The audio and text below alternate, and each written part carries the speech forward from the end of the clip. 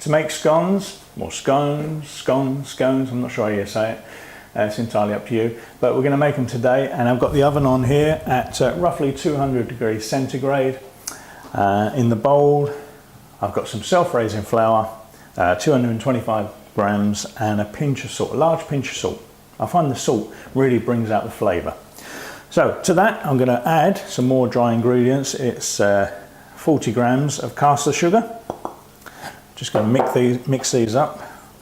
It's a really great recipe to do, I think. There you go, just mix up slightly. And to this, that's butter, 40 grams of butter, soft butter. Just going to fold it in slightly, chop it up, as you can see there, with a spoon. With this, we're trying to make a very light, crumbly mixture. So rather than getting your butter in there and squeezing it between your fingertips, you just want to break the butter up slightly. It's very soft anyway, but if you break it up, it stops it smearing into the flour, and that gives you a lighter mix. And keep the air being generated in between as they fall from your fingertips. You see, it's like this. It's all to do with the fingertips, just a very light touch on the fingertips. Now this is going to take a while, so you might want to do this with the music playing in the background, or you might want to do it while someone else is googling the fact that you say scones instead of scones. Down here in sunny Devon in the UK, we have this constant battle with scones or scones. And the battle is with Cornwall. Do you put the jam on first or the cream on first? I've never understood why. You just turn the scone up the other way. As you can see, it's all coming together in nice little crumbs now. Very, very fine. Keep the air whisking around them like that. You don't have to put any pressure on these at all. The butter will naturally break up and coat around the flour.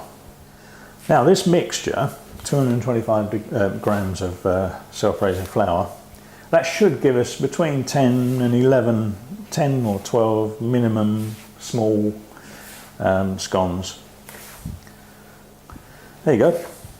See, that's the sort of mixture you're looking for. Nice soft crumbly base, tiny little crumbs. I'm going to make fruit scones, and to this I'm going to add 60 grams of mixed dry fruits. You don't have to add these, but I think it makes the scones a lot moister, moister,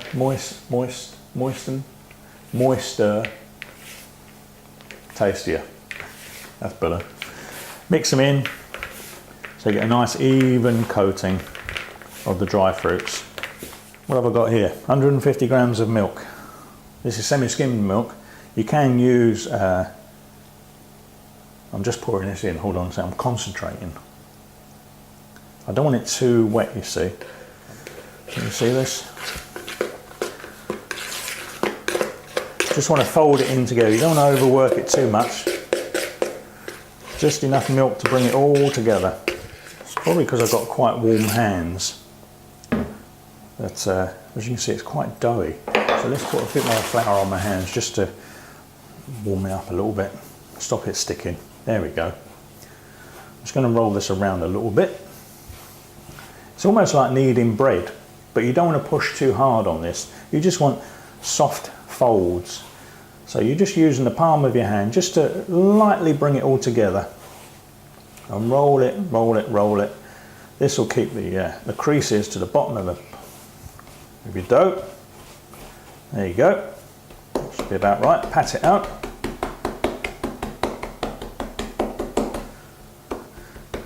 Now you want to pat this out to about an inch thick, 2.5 centimeters, roughly. No way is that going to make 12. It's probably going to give me about 6, I would have thought. There. Take some more flour, put it around your cutter. Loosen it up a bit, push down. Don't twist, just pull away. And there's your first scone. Again, more flour. push down. Number 2. Same again.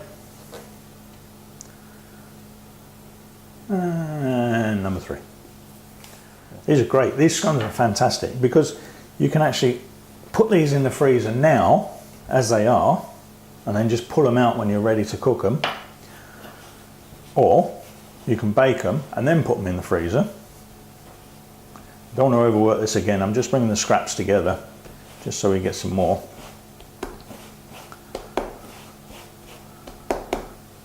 Make it roughly the same height again as before. Flour just to loosen that up. Or you can just bake them all now and eat them all. That's actually quite tempting, I have to say. I do love fruit scones. Pop these on your baking tray.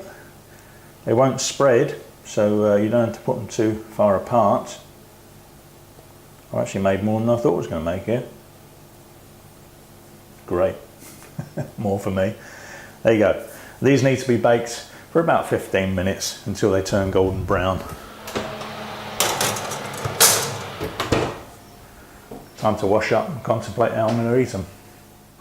Now, from that mixture of 225 grams of self-raising flour, we managed to get 9 mini scones. Actually, they're not that mini, are they? I mean, they're quite nice. I mean, that's quite a nice little snack, I have to say.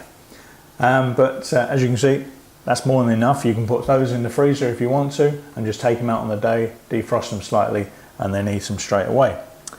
They should also give you, I mean, these were baked for about 14 minutes, and as you can see, they've gone nice and soft and brown on top. Some people like to put an egg wash on top, and that gives them a really crispy brown, but I like the dry effect. And it also gives you a nice crack around the middle there, so this just breaks open easily and separates into 2 halves like this. Beautiful. And you can see the fruit running through it. It's lovely.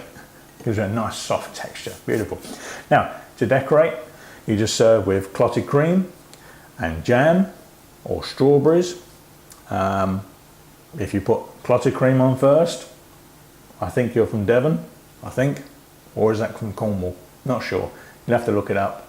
I'm going to start an argument now, aren't I? Is it clotted cream first or is it jam first? Who cares? It goes in the same hole anyway.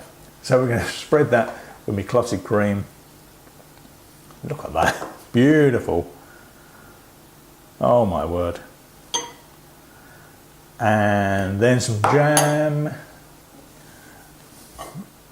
Just take a little dollop of jam. I don't want to spoil my appetite, do I? That goes on nicely. And there, my friends, is your traditional scone for afternoon tea.